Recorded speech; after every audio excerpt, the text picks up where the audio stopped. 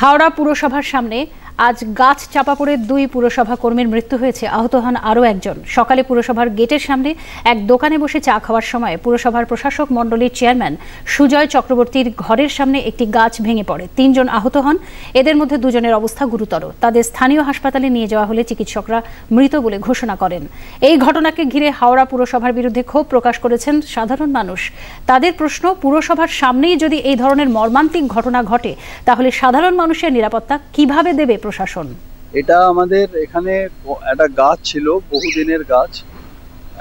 সেই গাছটা হঠাৎ করে সকালবেলা পড়ে যায় এবং গাছটা রাস্তার একপারে ছিল, উল্টো পারে আমাদের 3 জন সিকিউরিটি স্টাফ তারা খবরের কাগজ পড়ছিল। দুর্ভাগ্যবশত গাছটা তাদের উপরে পড়ে এসে, তো তাতে 2 জন স্টাফ আমাদের, নূর বলে একটি ছেলে এবং মাহাতো বলে একটি ছেলে, 2 জন আনফর্চুনেটলি ইমিডিয়েট তাদের স্পট ডেড হয়ে যায় তারা।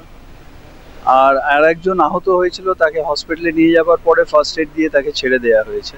সরকারের পক্ষ থেকে, হাওড়া পৌর নিগমের পক্ষ থেকে তাদের পরিবারের পাশে আমরা রয়েছি এবং তাদের আমরা আর্থিক অনুদান তাদেরকে আমরা অফার করব, তাদের ফ্যামিলিকে, এবং একই সাথে তাদের আর যা যা প্রয়োজনীয়তা থাকবে সেটা আমরা তাদের পরিবারের লোক এলে, একজন ঝাড়খণ্ডের মানুষ আছেন আর একজন আমাদের এখানে দত্তপুকুর অঞ্চলের, তো আমরা তাদের পরিবারের লোক এলে তাদের সাথে কথা বলে তাদের যা সাপোর্ট লাগবে সেটা আমরা নিশ্চয়ই। একজন স্থায়ী, একজন অস্থায়ী।